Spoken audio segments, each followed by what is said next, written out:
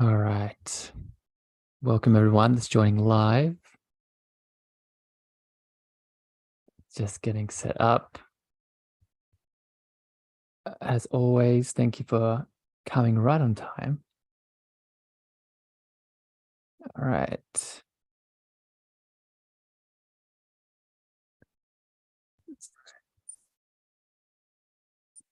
Beautiful. All right, let's get started. Starting recording in 3, 2, and 1. Good morning, evening, afternoon, beautiful beings. Welcome back to the show. Welcome back to another episode of the Cosmic Love Antenna. Today is a solo-sode with just me and myself and the beautiful soul that is you tuning in and listening to receive. Today's solo conversation sets the intention to give you some loving guidance on the topic of reading lists, on spiritual books and resources that I have dived into that have awakened me to a degree. And today I'm going to share with you so you can do the same, that have really resources that have really illuminated some deep spiritual truths that have helped me heal in many ways, heal emotionally, physically, mentally, and most of all, spiritually. So today, that is the intention of this chat. It is part 2 of part 1. So I would recommend you go listen to the first part I did with more books that you can dive into. If you're joining live today on Facebook, LinkedIn, or YouTube, thank you for joining. If you have comments or questions that come up as we flow, as always, you can add them in to the chat, and we'd love to have your voice a part of this conversation. If you're listening on podcasts on Spotify and Apple, please share this out far and wide with someone that you think it can support. And if you gain value out of this, you can leave reviews and comments and feedback. And that way I can make shows and pick episodes just for you, just for your own beautiful expansion. Okay, so I want to quickly just go over some of the topics I'm going to hit on today within these books and why you should listen. I'm going to be talking about emotional healing and its connection to trauma in the body, manifesting your desires, Jesus and Christ consciousness, breaking free of limiting beliefs, radical forgiveness, ancestral healing, sexual and intimate connection, and a lot more. So those are some of the themes that these spiritual books and resources are going to help you illuminate today. And welcome, Trudy. I see you there in the Facebook chat. So let's get into it. Let's start talking about these resources, and I want to get straight into the value here.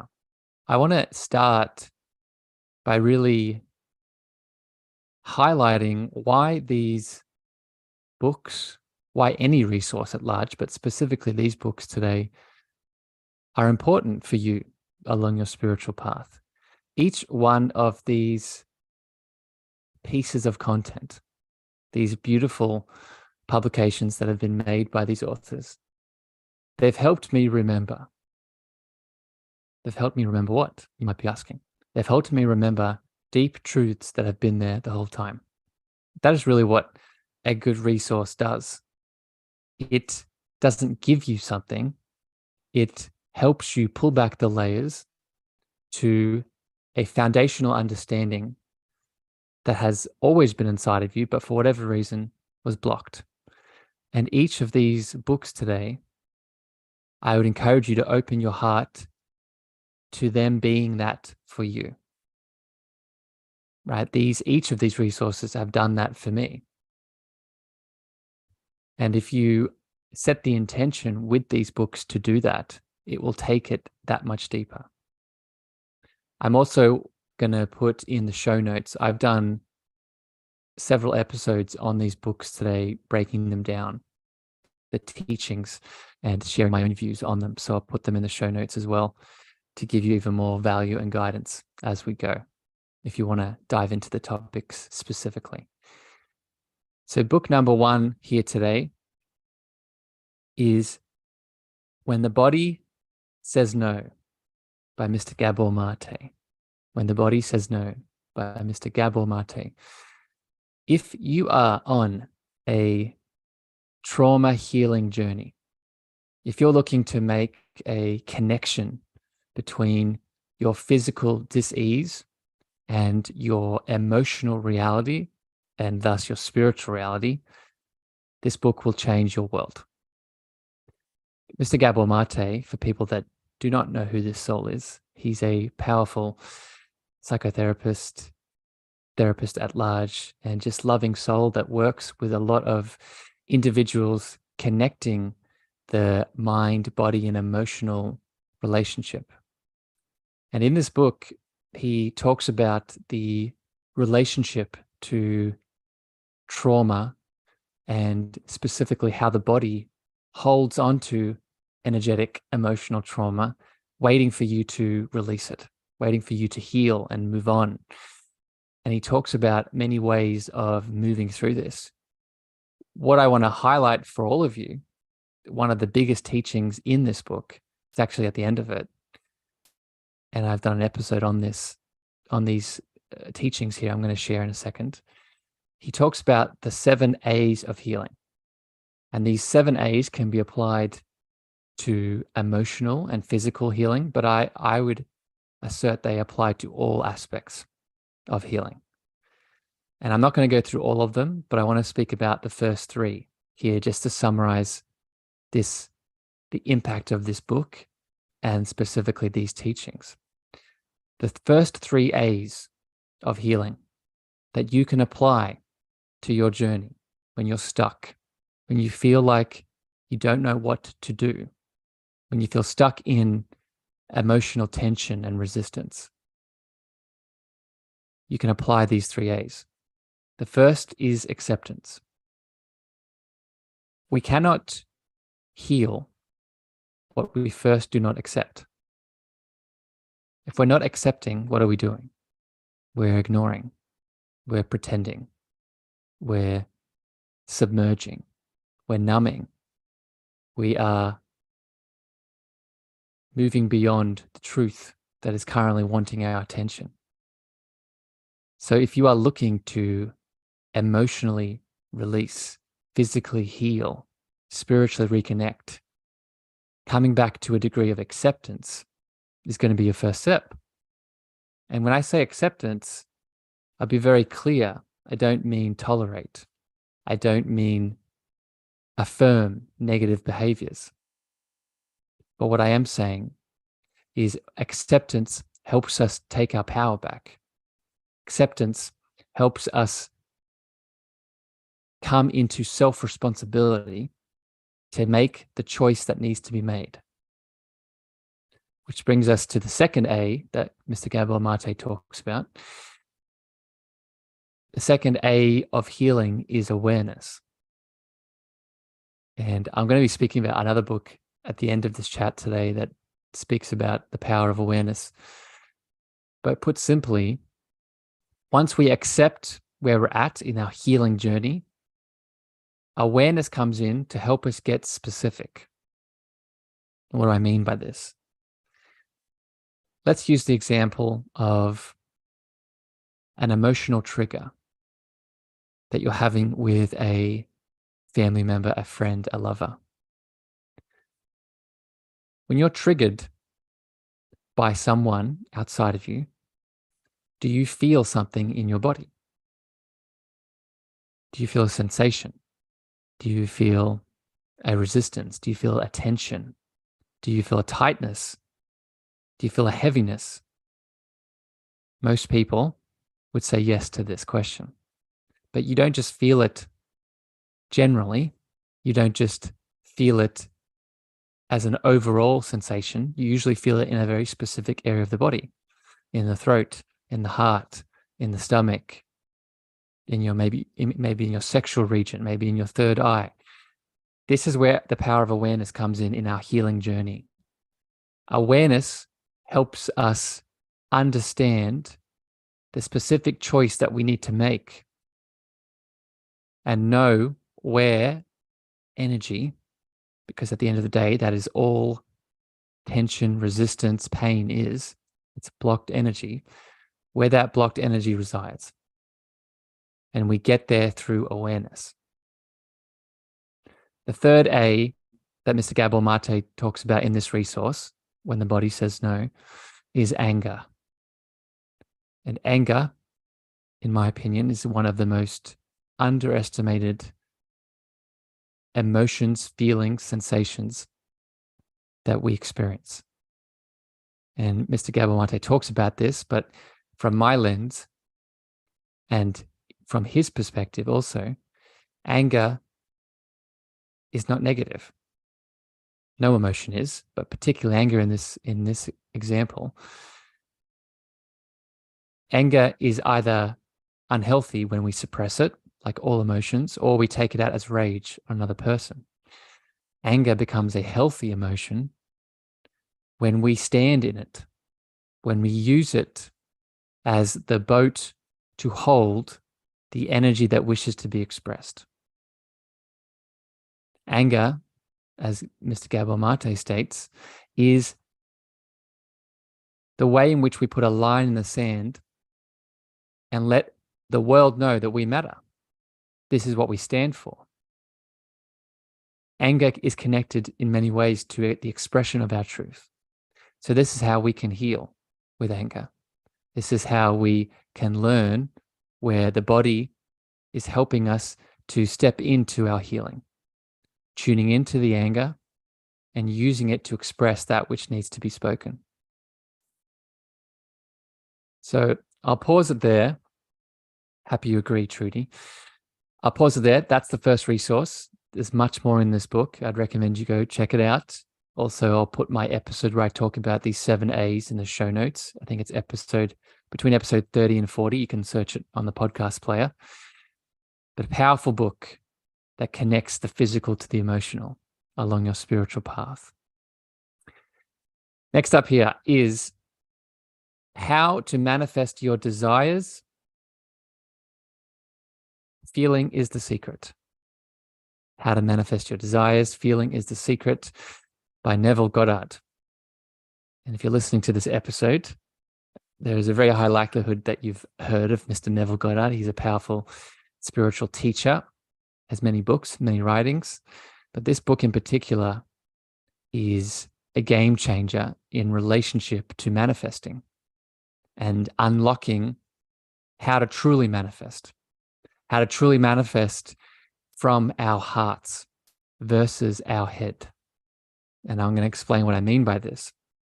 Most of us, myself included, get stuck under the illusion that manifesting is a mental thing, is a mind, ego-based thing. I.e., I want to manifest this car, this person, this job, this home, because it's going to help me feel valuable. It's going to make me feel good. It's going to help me be viewed by people outside of me in a particular way. This is how most of us, mostly unconsciously, to be fair, are manifesting. We're manifesting from a place of lack. We're manifesting from a place of not enoughness through the mind. And what Mr. Neville Goddard helps illuminate in this resource, in this book, is not just how manifesting actually works, but how we manifest through the heart and specifically through feeling. Feeling what, you might be asking? Feeling the reality that what we want is not separate from us. And if what we want is not separate from us, then right now in this moment, we can create the sensation and specifically the feeling of what that thing, person, place, or experience will bring up in us. Let me explain this more specifically. If I want to manifest a romantic partner that has the characteristics of kindness or the characteristics of a loving, nurturing energy, or the characteristics of safety, and support. What I could do from an ego perspective, a mental manifesting perspective, is I could go searching and looking and finding those feelings, waiting for them to come. If I want to manifest through the heart and through my feelings, I can remember that there is nothing stopping me from cultivating those feelings inside of me right now in this moment and attracting that person in, manifesting that person in from that space. This is the difference. An exercise that Neville explains that was a game changer for me, that I will share with you now, that he talks about in the book, is manifesting by experiencing and visualizing the place, the thing, the person that you want to have and manifest in your life. But not just visualizing it as a future event, visualizing it as a now experience that you are currently feeling and viewing through the eyes of. So I'll give an example to highlight this. Let's use another specific manifesting item. Let's say I want to manifest a home and it looks and has certain things. What I could do to make that a reality through Neville's perspective is see myself through visualizing myself through the eyes of myself in that environment, in that home, in that setting, looking through the window, sitting on the couch, being in the living room, and allowing myself to feel what it feels like to be in that experience, to feel what it feels like, to feel that safety, to feel that comfort, to feel that spaciousness.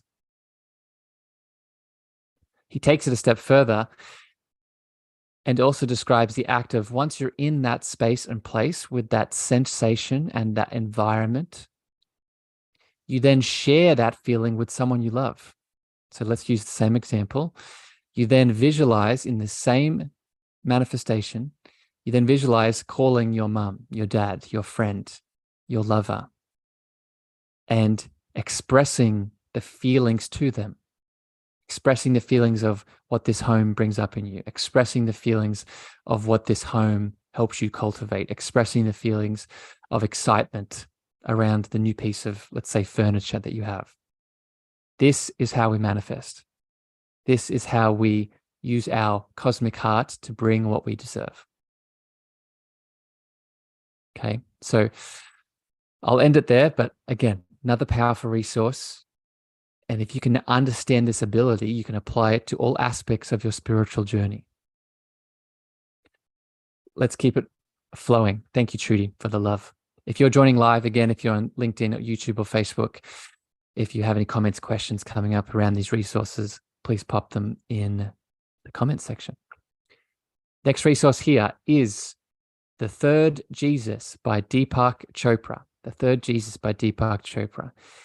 This book will awaken your understanding around not just Jesus, Christianity, but specifically, what is Christ consciousness?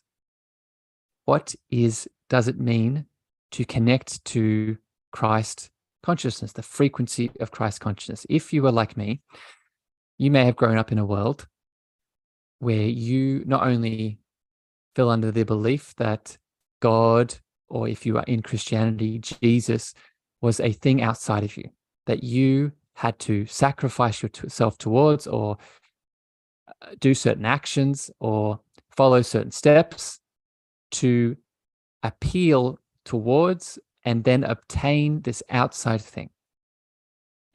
Where in reality, if you've listened to the show for any amount of time, you know that Christ consciousness is just like any other aspect of divinity. It is inside of you. It is a part of you. It is a state of loving awareness that you can learn to activate and open up to. And what this book helps you to see, helps you to understand the man that was Jesus and his evolution and story that we often have a lot of confusion around. Because through the Christian religious worldview, there are really three Jesus entities. There is the physical man, the soul that was Jesus, that existed at one point. There is the Jesus, I would say, dogma that was created by a lot of fear-based people throughout the ages within Christianity that, again, said Jesus was this entity that was separate to us, that we had to sacrifice to. And then there was the Jesus man still that obtained the consciousness state of Christ consciousness, right? The Jesus Christ consciousness that exists in our hearts, that is inside each and every one of us. That, again, is not an outside thing. And this book is a beautiful resource to help you understand these three distinctions. And if you have any kind of religious trauma that you've experienced, this resource will help you illuminate and heal a big chunk of that. Next resource here, book number 4, Tell Yourself a Better Lie by Marissa Peer. Tell Yourself a Better Lie by Marissa Peer. Marissa is another therapist, beautiful, powerful, loving therapist in the world. And she's created a resource, this book, that helps you understand the relationship you have to your limiting beliefs. And the deeper knowledge and understanding that if you're going to create a false story, which we all are, right? We're all living in illusions, in stories that we're creating for ourselves that aren't true. A quote from Neville Goddard, who I spoke about earlier. I'll paraphrase it, but he describes that we are all living in worlds of perception and conception that we've created for ourselves, and we've also created for the people in our world. So what this means, and Marissa goes into this within her book, we're living in stories that are not true. Stories of I'm not enough. Stories of I'm not worthy. Stories of I'm not valuable. Stories of I can't do that thing. Stories of I can't be loved by that person. Welcome, Sharon. I see you there, my beautiful friend. These are all stories of illusion. And we're creating them. We're creating them mostly unconsciously. And what Marissa talks about in this book, and this is why I recommend it, if you're going to create false stories, you might as well create false stories that are positive, false stories that are expansive until you believe them to be true. Right? So, for example, if you're believing and living in a story of unworthiness, I don't deserve to have that person in my life. Well, there's a process here. There's a process of, one, catching that story, asking yourself, is that really true? Is it really true that you don't deserve that divine love? Is it really true that you, as the perfect soul that you are, don't deserve to have romantic love in the way that you want it? And then step 3, creating a better story. Creating a better story where you do believe it. Creating a story that you are deserving of all the love that you wish to have. Creating a story that you are deserving of that partner in all of the characteristics and desires that come around it. And to be honest, you won't believe it at first, right? You won't believe that fundamental truth. But Marissa's point here, which is also my point, is both states of telling yourself the negative limiting belief and telling yourself the true belief that you don't currently believe Which is the better option? Is it better to live in a lie that is fundamentally not true? Or is it better to live in a lie that is fundamentally true that you will eventually believe? This is the premise. If you can understand this and start to see this, you'll start to catch all of the other limiting stories that you're placing yourself on, and you'll break and set yourself free.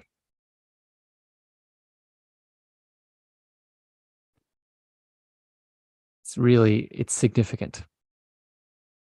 And if you can start to see these stories, your reality changes. Okay, let's keep it flowing.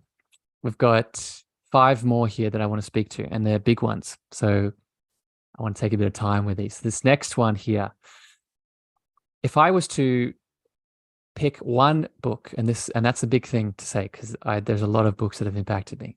But if I was to pick one book that has impacted me the most, this next one would be in my top 3, at least. And it is the book that has the title of Radical Forgiveness by Colin Tipping.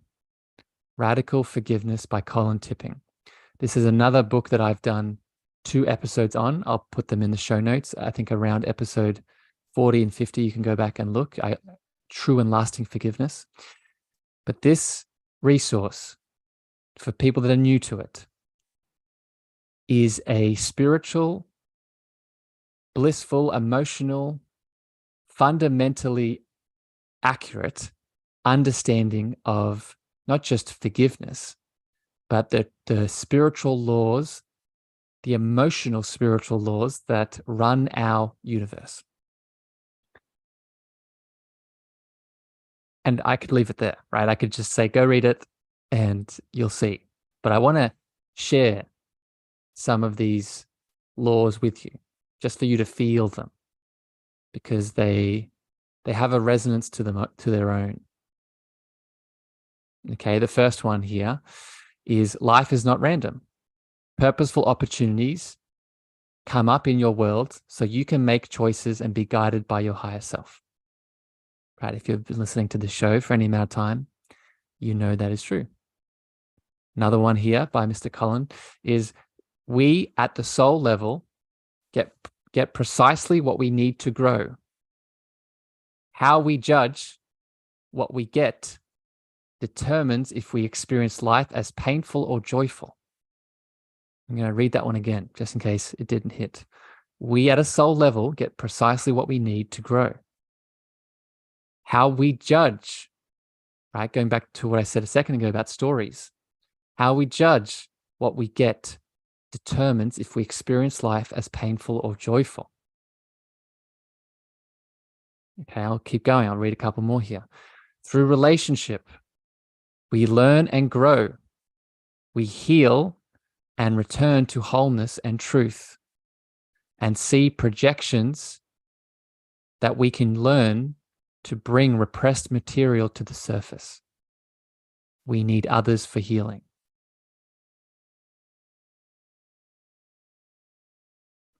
Just sitting with these, you don't even have to read the whole book. Just sitting with these fundamental truths shifts you. Okay, I'm going to read one more. And this is the last one here. We come into this human experience with a mission to fully experience a particular pattern so we can feel the feelings of that pattern and transform this energy through love. I'm going to read this one again. And Sharon, the book is called Radical Forgiveness by Colin Tipping. So I'm going to reread this other one.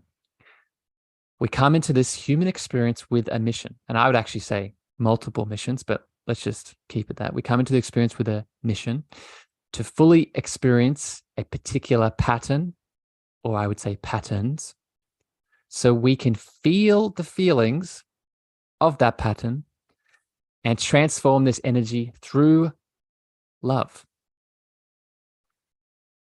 There is so much in that, right? There's so much we can break down. But I want you to sit with those truths, right? And if you read the book, you'll read the rest of them. I'm gonna read one more just because these are so powerful. Okay, the last one here, and you'll know why I'm reading this one in a second. The human experience is meant to be an emotional one. This human experience is meant to be an emotional one. Our purpose for being here. The extent in which we deny our feelings and emotions is the extent in which we deny our purpose for being. Isn't that powerful? The human experience is meant to be an emotional one, our purpose for being here. The extent in which we deny our feelings and emotions is the extent in which we deny our purpose for being. This shows you many things, but shows you the beautiful expression of you tuning in to what you are feeling in any given moment and how it is making and urging you to act. Right? And if you're like me and you've ever asked the question, what is my purpose? What am I doing here? What direction do I need to take? Well, the first place to begin is to tune into your emotions, tune into your feelings. Right? That's just one of the little snippets from this book. So recommend you check it out and go listen to my podcast episodes where I broke them all down specifically and shared my teachings around them. Okay, next up. Book number 6 is It Didn't Start With You by Mr. Mark Wu Lin. It Didn't Start With You by Mr. Mark Wu Lin. This book is centered around ancestral healing and learning to understand and see that I would say most, if not a very big portion of your trauma, your pain, your limiting beliefs, your repressed emotional experiences, they did not begin in your lifetime. As Mr. Carl Jung describes, that which is left undone by the parents will be passed on to the children to resolve. And Mr. Mark Wu Lin talks about this understanding and specifically shares practices and tools to move through and tap into becoming, as I would say, the ancestral breaker of chains that you deserve to be, right? The breaker of chains that gets to remember and illuminate the pain that's been passed on that you now get to fix and resolve. I want to share a practice that Mark talks about in the book that I use in my coaching and mentoring with people. It's a practice to connect into this ancestral healing, and it's a meditation. And it starts by simply closing your eyes and imagining yourself on a beautiful field. Could be a sports field, could be a field of flowers, whatever you feel comfortable with. And seeing in the distance, in the very far distance, your mum or your father. And as you see them standing there, you tune into your body. You tune into your body, and as you observe them, notice how your body responds. Notice how your heart feels, your throat feels, your stomach feels, your third eye feels. And just observing, feeling, as Mr. Collins said a second ago in our other resource, tuning into your purpose, feeling the feelings. Then the meditation continues. You see your mum or your dad walking closer towards you, now half the distance away. And you do the same thing. Tune into the body. Has something increased? Has something decreased? Do you remember something? Does a memory come back? And then finally, you see your mum or your dad right in front of you, and they are embracing you. They're hugging you. They're holding your hand. They might be kissing you on the cheek. Whatever you want to imagine, but you do the same thing. You bring awareness to the sensations and the feelings moving through you right? And this practice, what I've experienced in my own way of doing this with people, it brings up a lot of things. It brings up a lot of ancestral chains that you can heal, that you can break in that moment. Okay, so definitely check out that book. Add that to your list. 3 more here to go. And welcome all the people joining on Facebook. I see you there.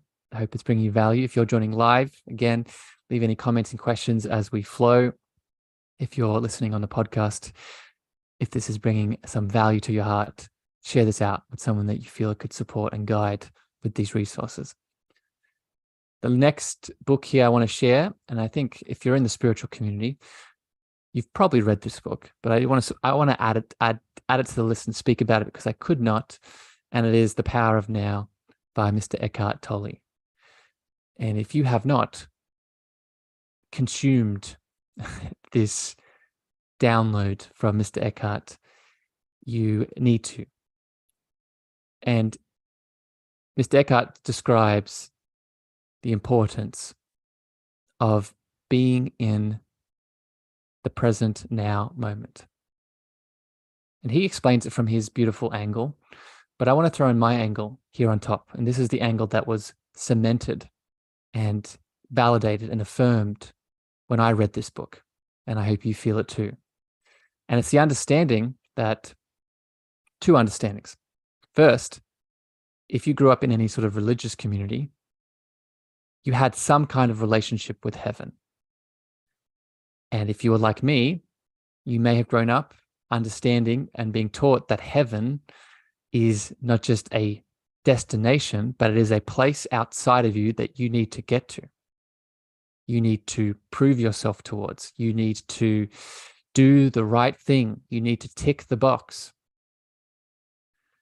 And what Eckhart describes through the present moment awareness from a religious lens, he helps us see, he helped me see, that heaven is in you. Heaven is a state of consciousness. Heaven is a frequency shift that we can open to and remember was always a part of us. And we don't have to wait. We don't need to prove ourselves. We don't need to be enough. We don't need to be worthy because we're those things already. And the moment, the present moment that we use to activate that, we raise our vibration to the consciousness state that is heaven.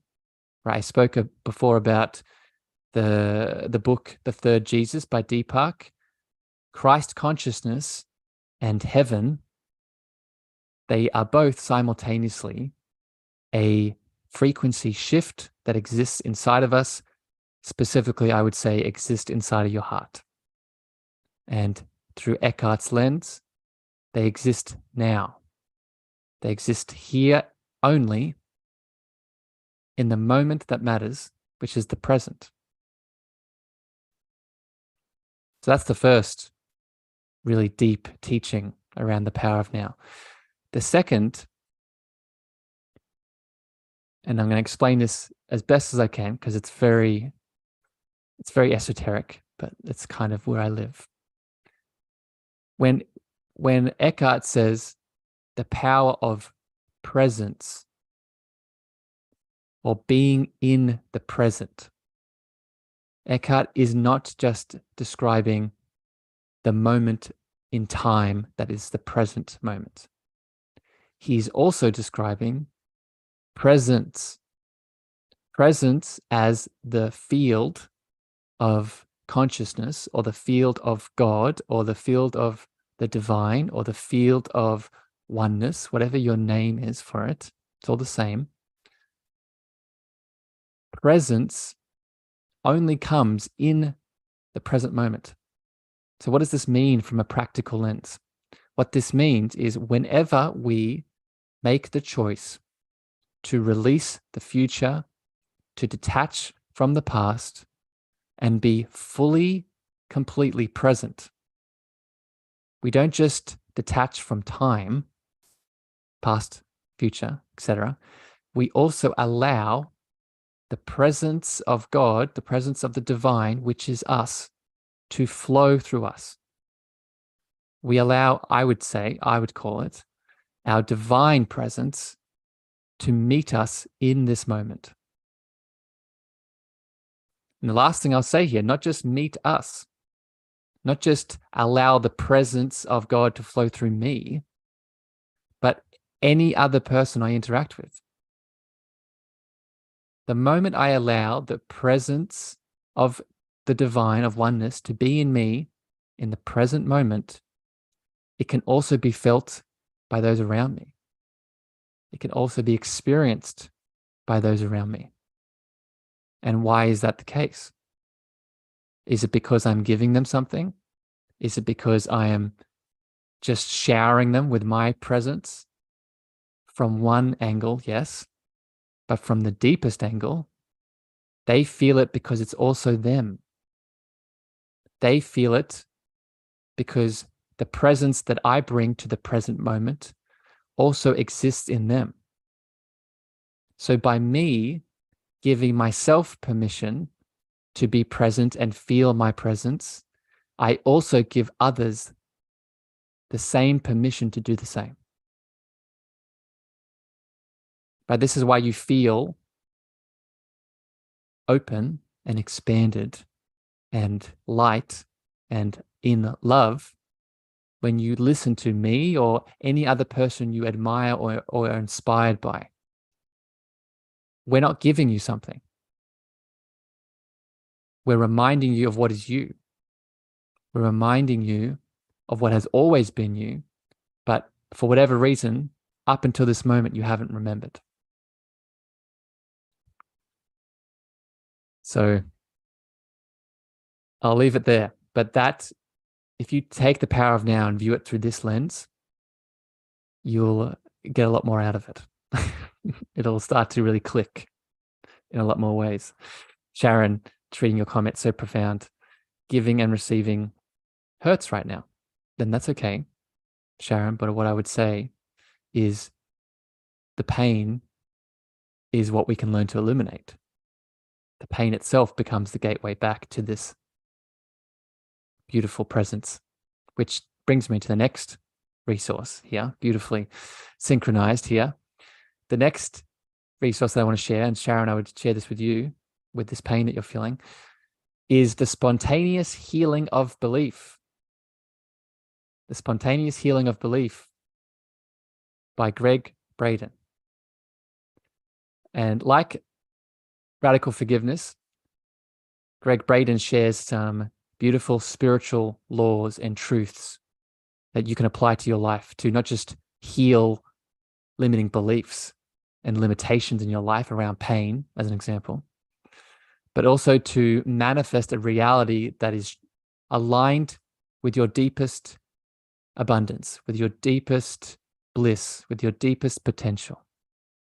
And he takes a very science-based quantum perspective, which is, again, same thing we're talking about here today. I'm going to read, like I did for Colin's book, I'm going to read some of his truths, his spiritual truths from the book. Okay, the first is, we live in a field of intelligent energy that bathes the universe and connects all things. We live in a field of intelligent energy that bathes the universe and connects all things. The next one is, in order to make a change, and this connects back to the feeling and manifesting before that we talked about. In order to make a change, we have to first see ourselves as a part of the world rather than separate from it. In order to make a change, we must see ourselves as a part of the world, not separate from it. Right? It is separation, and this is one of the things he's talking about here. It is separation that causes our pain. It is separation that causes our resistance, our fear. So what is the opposite of separation? Seeing the truth that nothing is separate. Another truth that he shares is we have all the power we need to create all the change we choose. It's so important to hear this. We have all the power we need to create all the change we choose. I want to underline this. The moment we feel that is not true, as an example, you could be listening to this and be saying, okay, that's easy for you to say, Harrison, but I'm suffering, I'm in pain, I'm not enough.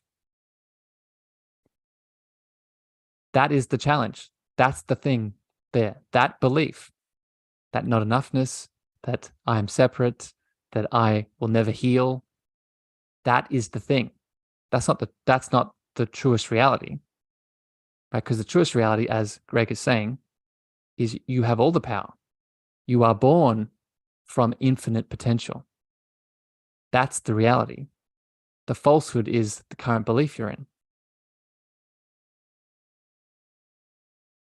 The next truth here, and this connects right onto this point, the focus of our feelings and our beliefs about our feelings become the reality of our world. I'm going to repeat this for everyone to hear in the back. The focus of our feelings, and specifically our beliefs about our feelings, become the reality of our world. What is he saying here? Let me use an example. Let's say I am currently in pain and I feel sad. And I add on the belief that I am unworthy because of this sadness. I will never heal because of this sadness. I will never be lovable because of this sadness, anger, guilt, shame, whatever the feeling is. What Mr. Greg is saying, and what I have seen to be true, it is not the feeling itself that causes challenge. It is the focus on the limiting belief that we have attached to it. And that creates a reality.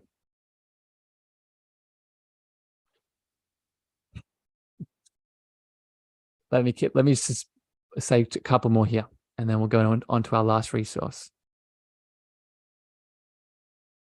This is the last one I'll say. The instant that you create your prayer, it is already at its destination. The instant you create your prayer, it is already at its destination. What is he saying here? The moment you set your focus on something that you wish to do or wish to have or wish to express is the same moment it becomes reality. So if we are creating a prayer of, I want to heal, or I want to become abundant, or I want this, I desire this, the moment the prayer has been created, the moment it becomes true. So use this, right? Reverse engineer this, right? Instead of prayers, like most of us, myself, right? I do this all the time. A prayer is like a becoming. I wish to start healing, right? I wish to start loving. I wish to have a partner one day. Through this perspective, I stay in a constant becoming. I stay in a constant longing. I stay in the constant, I'll be happy when. So how do we make this more correct? We create a prayer that has been resolved. I have the partner. I have the health. I have the abundance. I have the thing, right? Because there is no time and space in the deepest place in your heart. Presence is all eternal. Okay, I'll leave it there. And again, I want to reiterate, I did a couple of episodes on this one too. I think around episode 70 to 80, I'll put these in the show notes, talking about this book and all these spiritual laws and manifesting, the right way to manifest. Okay. The last book here today, last book and resource I want to share with all of you that has changed my spiritual journey and that will change yours is the art of receiving, the art of giving and receiving. I think it's the art of receiving, giving, one of those directions, by Betty Martin. The Art of Giving and Receiving by Betty Martin. And what this book highlights is a beautiful new understanding around exchanging love, intimacy, sexual pleasure, if you desire that to be a part of this, with another person. Right, and I don't have too much time left here today to go too deeply into this resource, but I'll just speak about it from my experience. Again, coming back to the stories that we create, a lot of the stories that we have constructed that limit us exist within our partnerships, i.e. our intimate lovers, friends, etc. The story of that person won't like me if I do this. That story of I can't touch the person in that way because they'll think this thing or they'll feel this thing.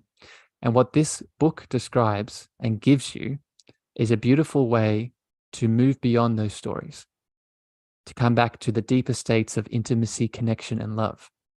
She talks about a exercise that I've used very recently, actually, and it brought up a lot of emotion and really helped me break through a lot of limiting beliefs. And it's called the 3-minute game. And the 3-minute game simply goes as follows. You take turns asking each other the following questions, right? So let's use partner one. Partner one asks partner two, how would you like to touch me for 3 minutes? Right, and that person, partner one, is giving a gift to partner two. It's talking about boundaries. It's talking about consent and giving permission, but allowing that person to explore the other person. And to be clear, this doesn't need to be sexual. It can be any sort of interaction. It could be dancing with the person. It could be playing with the person. So that's the first question. How would you like to touch me for 3 minutes? And then again, partner one, how would you like to be touched by me for 3 minutes? So now it's reversed.